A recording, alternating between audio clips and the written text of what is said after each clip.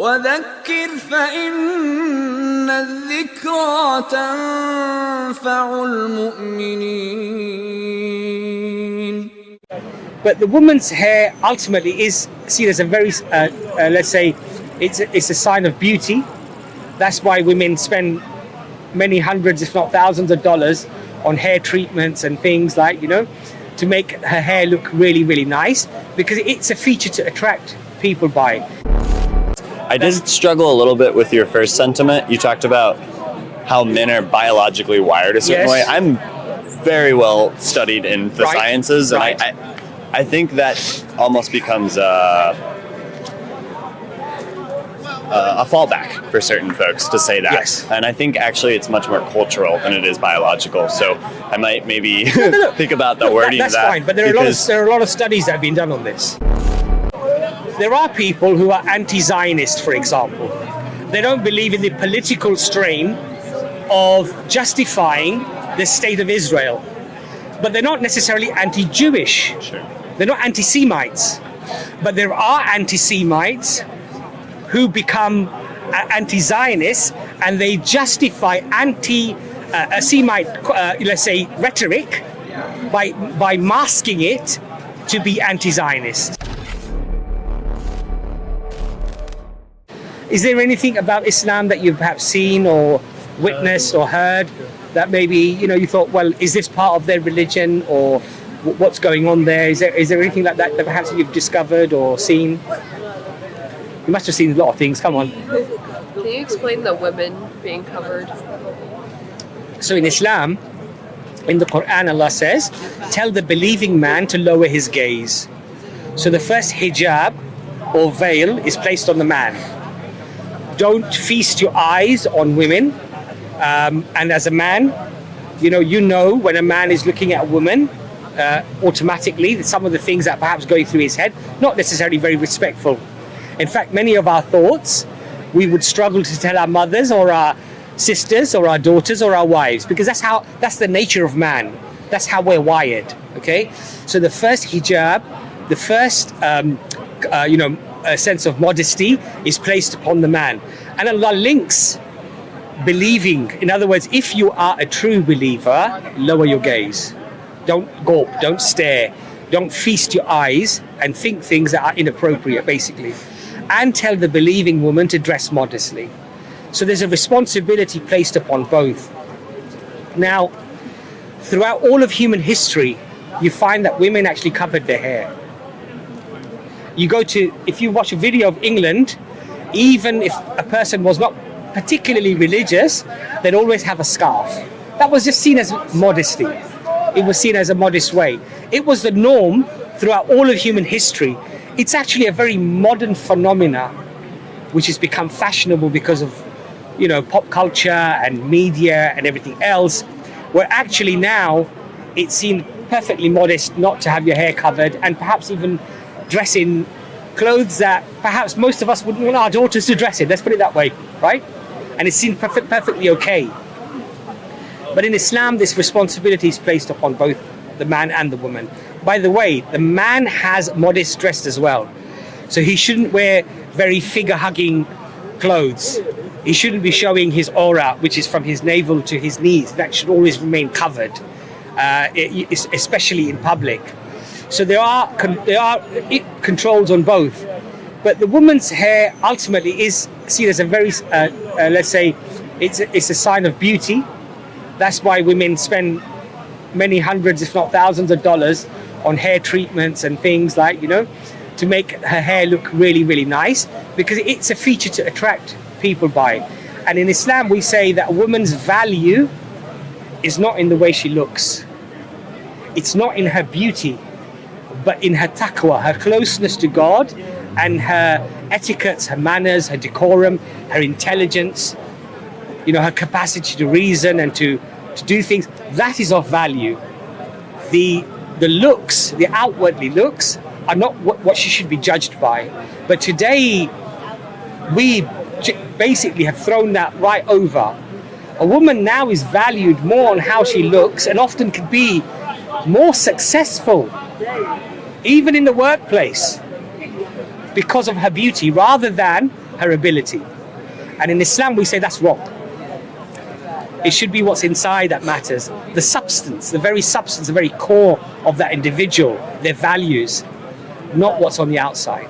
And it's very difficult, you see, to have that as a principle and as a rule if basically the women are dressed in a way, and I'm not just talking about the hair, of course, in a way that would clearly, let's say, not encourage men to treat that person with the respect and the dignity that they should be affording them.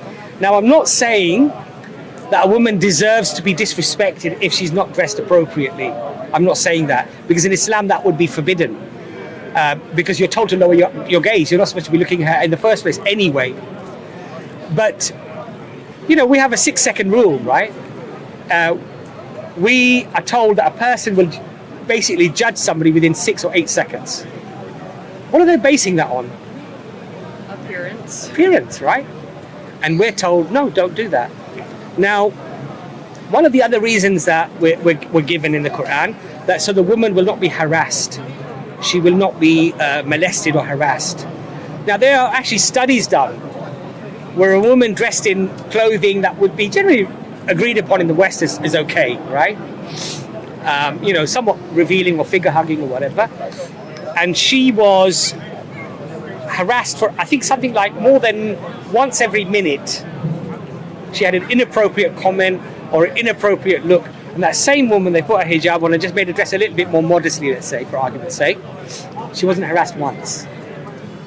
There were studies done where women hid cameras to see how many times they were touched inappropriately in a club. And this woman, I think she afterwards did the count, and it was something like 200 times. Somebody either deliberately brushed past or touched her or whatever. Now in Islam, this is haram, it's forbidden.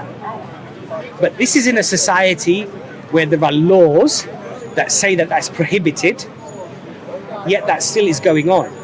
I would say that's inherently disrespectful to a woman. But you see, in the West, we're told it's disrespectful to ask her to dress modestly. And I would say, I'm sorry, but you got it the wrong way round. And ultimately, you know what I say to people? It doesn't matter what I think or what he thinks or she thinks or you think or what anybody thinks. Because our sense of morality or what we find as reasonable is based upon social consensus, generally speaking. If the fashion is this, it's okay. If most of the influencers are doing this, it's generally okay, it's acceptable. And if it's something else, then it moves. It's a very fluid thing. But what we say is that what you need to establish is, did God, the creator of the heavens and the earth, actually tell me to behave in a particular way or not? That's what's important. Because if God didn't, then it doesn't matter whether you wear the hijab or you don't wear the hijab, or you dress in a certain way or you don't dress in a certain way. But if you establish that actually, you know what, I'm convinced that this book is from God, and I'm convinced that God has told me to dress in modesty, and general consensus within scholarship is that this is what is deemed as modest, then I should do that, because the creator of the heavens and the earth has told me to do that. And I think for me, that's what's important. So the Muslim man is told to grow a beard. Now, it may be very unfashionable at certain times in history to have a beard, right? But I don't care. Because for me, I've established that God instructed me that all of the prophets were told to have beards. Muslim man should have a beard. Ordain a beard. So for me, it's irrelevant. I have to wake up in the morning at 4 o'clock in the morning and pray my first prayer. It's not always easy if I've slept at 2 o'clock in the morning, right? It's a hard thing to do. But I do it because I was instructed by God Almighty, the heavens and the earth, that this is ordained for you. You have to do this. So what I would say to people is that sometimes people do get caught up in the rules, let's say, of how you have to be. Like, oh, you can't eat pork, and you can't do this, and you can't do that, and I have to dress in a particular way or whatever. I would say those things are not reasons to accept or deny something. The reasons to accept or deny something is whether actually it's grounded in truth or not. Those are the reasons you should accept or deny something. My own personal sensibilities don't matter, quite frankly, because if I was born 100 years ago, those personal sensibilities would be very different. Probably you'd all be wearing scarves. That's how it would be, because that just would be the norm. You see? And it's also very interesting. Look, if you look at any picture of Mary, the mother of Jesus, does she have her lovely hair out, all in curls and fully make-up? No, she doesn't. She always has her hair covered with that scarf. So we believe that this was something that was ordained for people before as well. This is nothing new. And in fact, Allah mentions this about fasting. So in the Qur'an, Allah says, fasting is prescribed for you as it was prescribed for people before you. In other words, don't worry, it's nothing new. It was given to people before as well, and you have to do it as well. And then it carries on, it says, so that you gain God Yes, consciousness. Jazakallah khair, thank you. It's very important actually that you add that. So you may attain God consciousness, a connection to God. So it increases your spirituality. And the reason why it does that is because things that are ordinarily allowed to eat, to drink, to have intimate relations with your husband or your wife, during that fast period, you can't do any of that. And so what it does do is it teaches you restraint. And that level of restraint is constantly a reminder that you're doing it for the sake of Allah, you're doing it for the sake of God. So then when you're outside of the fasting month, that tends to stay with you. That sort of connection, that closeness. That if I'm going to do some evil act, if I'm going to speak to somebody rudely or swear at somebody or steal something, actually, God's watching me. God's recording everything. So I must be a good person, basically. So when you live your life, you're living your life being conscious of God, that God is always aware of your actions. So you try to be the best person you can, essentially. So that's essentially Islam. Islam is to be good, be charitable, be good to your neighbour, respect your parents, respect have good ethics and manners. Nobody's perfect, but you try to do as best you aspire to do. And in fact, the Prophet, peace be upon him, said many times, but in particular once he said exclusively, I have not been sent but to perfect your character. It was about polishing the character, improving the character. Everyone really is a gem, but they become muddy, clouded, influenced by the world and its trinkets and its interests and what have you. What Islam does is it polishes the gem and it brings it back to its gleaming reality.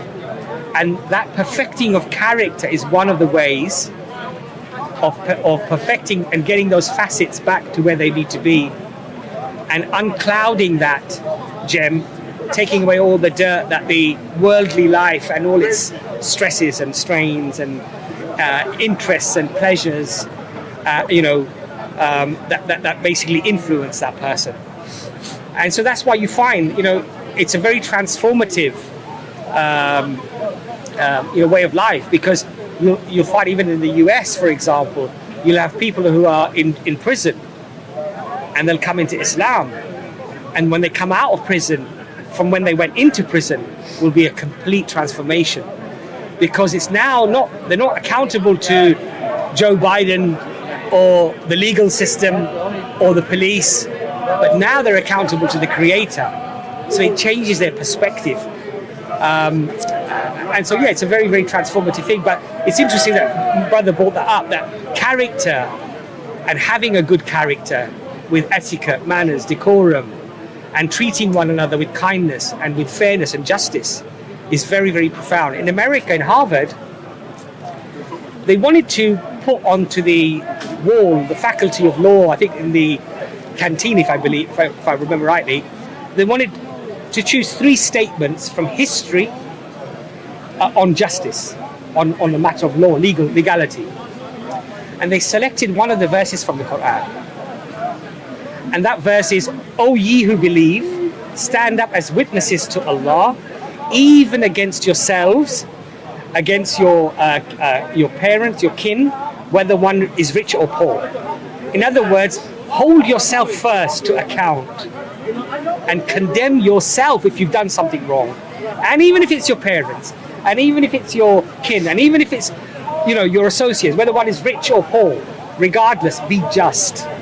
And that statement, now, one could say, well, okay, that's great, but the statement came presumably from a man in a desert who was known for herding goats, a shepherd, just like many of the other prophets were, who was known to be illiterate, and then he comes up with pearls of wisdom that even Faculty of Law, Harvard, for example, is recognizing as one of the 3 most profound statements of justice. Where did you say that was? Sorry, in Harvard.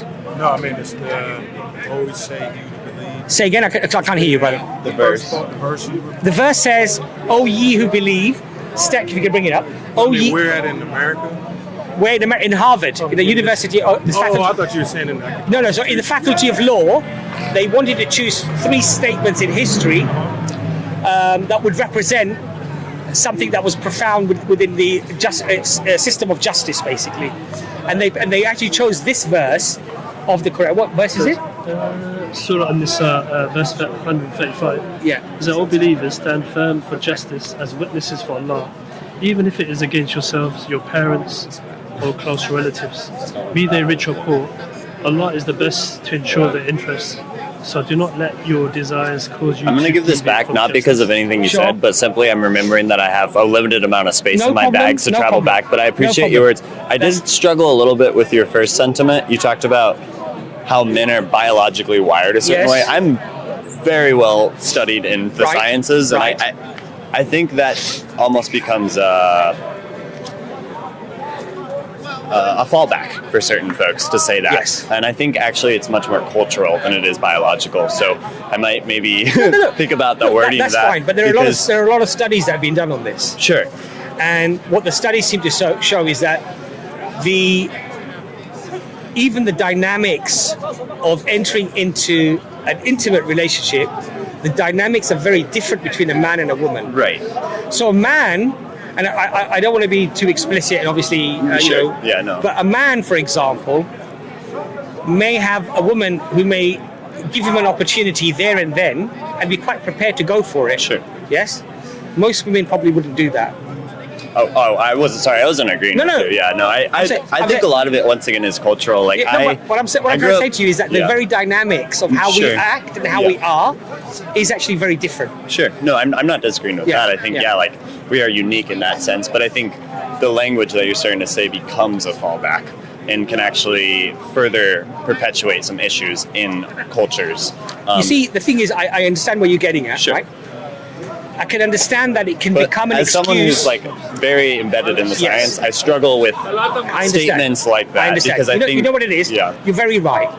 Some people could use that as an excuse to justify behaving in a certain way.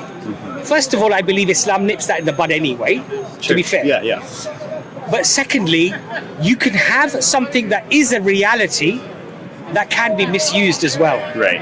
So just because someone misuses something doesn't mean it's not the reality. Right. So I'll give you an example. There are people who are anti-Zionist, for example.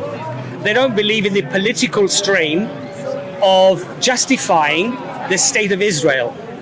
But they're not necessarily anti-Jewish. Sure. They're not anti-Semites.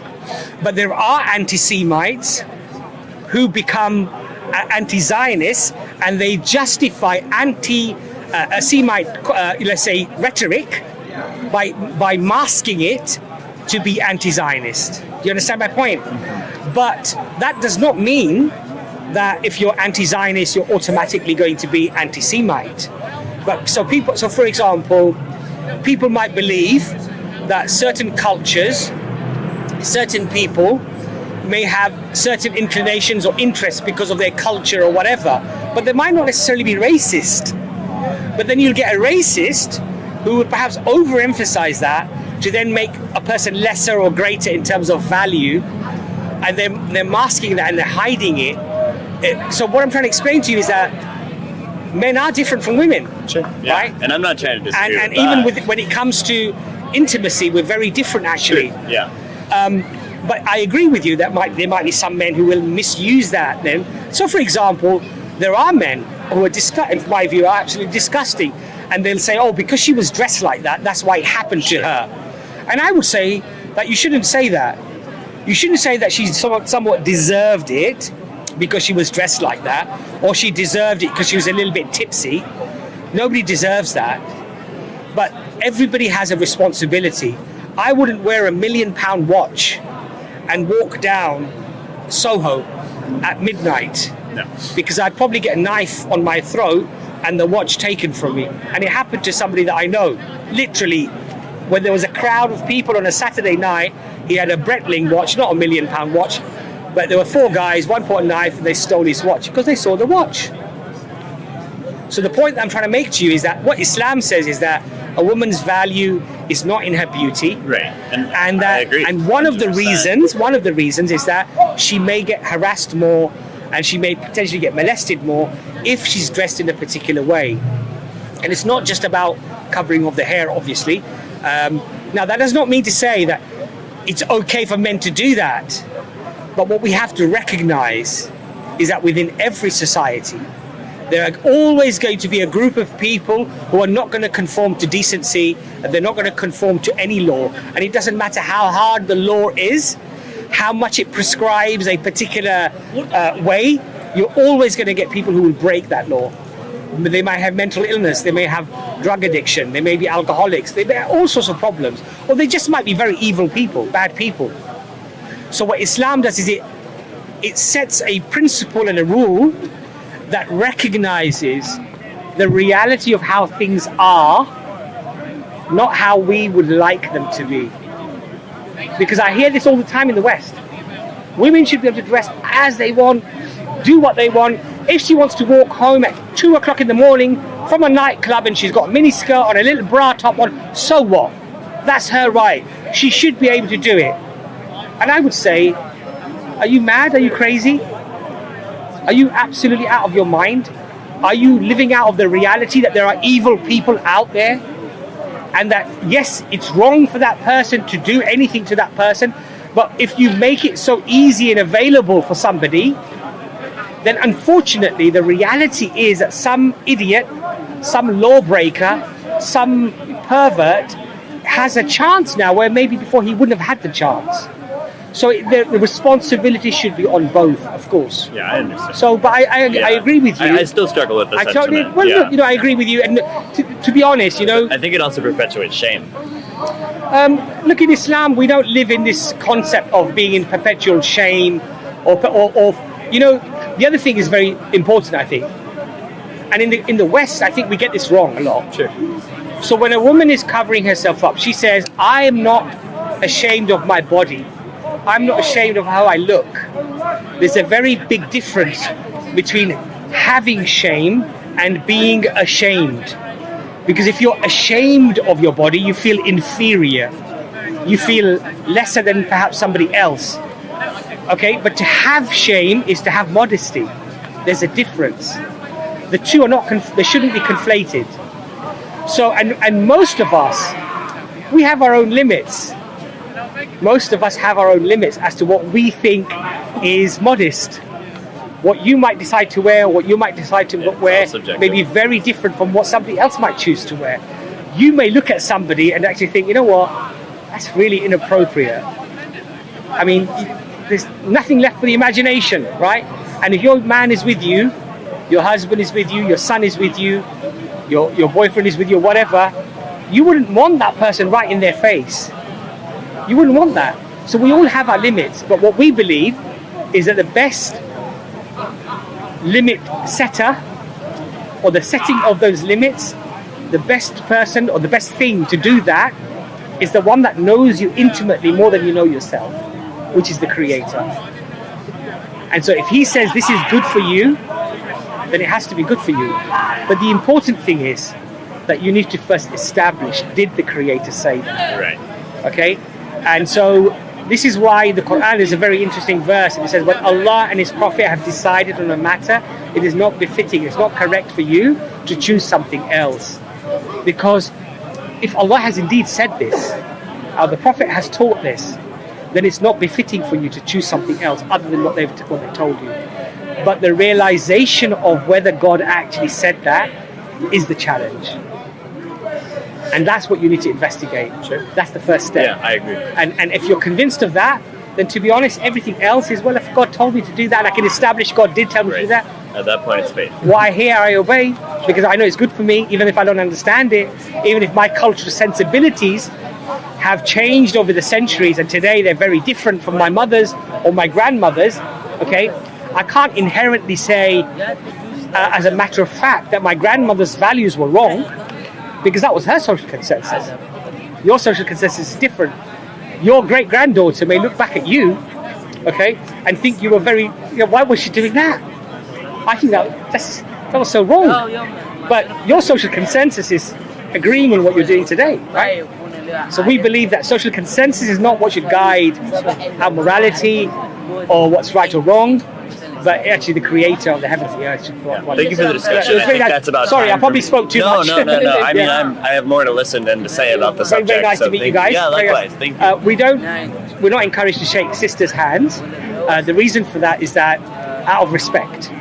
So it's we're not allowed to touch any woman if we're not married to her. She's not our mother, our daughter, or our sister. Beyond that, we're not permitted to touch anybody. And interestingly, just before you go, because I know you want to go now, but interestingly now in universities and colleges, lecturers are being told that when you're speaking to a student by themselves, leave the door open. Actually, this is one of the Islamic values, that a man should not be alone with a woman. You should have the door open where it should be a public, where people are walking past, it's okay. But it should not be concealed, it shouldn't be private in a shut place. One of the other things that in England we're discussing now is that in corporate companies, they're discussing maybe we should not have handshakes, because sometimes it can potentially lead to issues where a woman feels that it wasn't appropriate the way perhaps her hand was being shaken.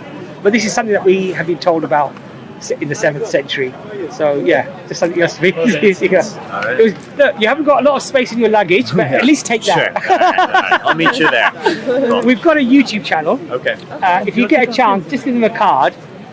Check us out. Okay. If you would like to have a private discussion or you want to ask other questions, it doesn't have to be on camera. It doesn't have to be, it can be completely private. But we would love for you to interact if you have any other further questions. But it was a real pleasure to meet you guys. Yeah. Likewise. Thank you. Thank you. Appreciate it. And my apologies if I spoke too much. I often get told, let them come back to you, and I don't do that. So I'm really If you have any apologetic. further questions, just email us. I could email them or something. Thank you. Nice to meet you guys. Bye-bye.